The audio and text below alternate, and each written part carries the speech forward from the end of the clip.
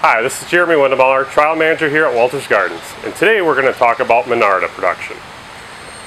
Walters Gardens offers Monarda in two different sizes. We offer them as our 72 count plugs as well as our 20 count plugs.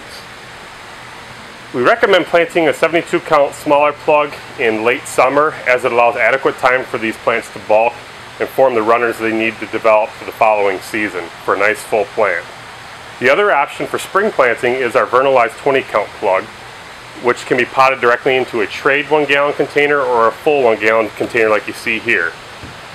As a grower, my preferred method of planting is to utilize that 72 count plug in late summer, as it ends up being the nicest finished plant like you see here, especially on these newer series of Monarda, which are more intermediate to compact.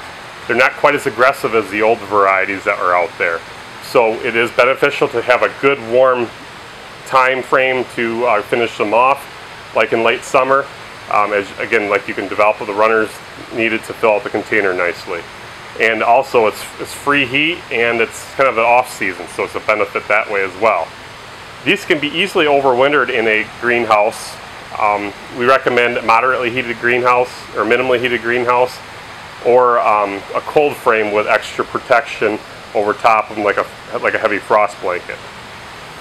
Pinching is necessary, especially in spring, to help that plant bulk up, as they may want to set flower a little prematurely. So you can remove the flowers, help that plant bulk up, and get to the size desired before it goes into flower.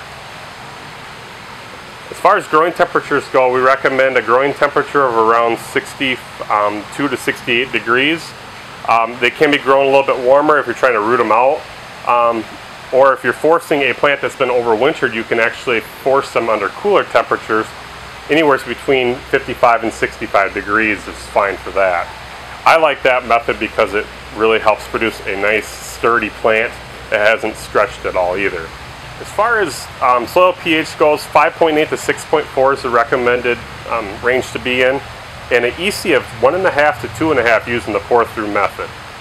They're moderate feeders, so a feed rate of around 75 to 100 parts per million as a constant liquid feed program is required, or you can opt for a controlled release fertilizer at a medium rate incorporated into the soil.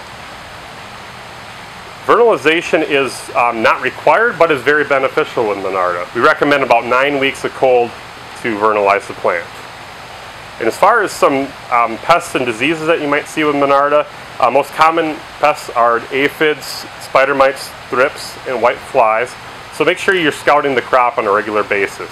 And as far as diseases go, the most common disease issue we see with Monarda is botrytis, due to their very thick canopy. So be sure that you allow proper airflow in the greenhouse as well as light levels, and avoid water in these plants in the afternoon. You want to hit them early in the day so the foliage is time to dry. And you also want to watch for powdery mildew. Most of these newer varieties are much more resistant to it, but there is still a tendency, if they're grown under improper conditions, that you can have some powdery mildew form.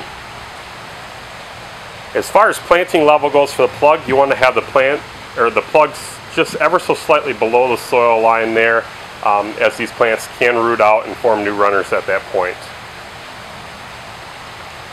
And as far as the lighting goes, Monarda do require long days to flower, so 14 to 16 hour days are required to get a plant to go into flower if you're forcing these in the off season. So this is Jeremy Windemuller with Walters Gardens, and we hope you enjoyed this video on Monarda.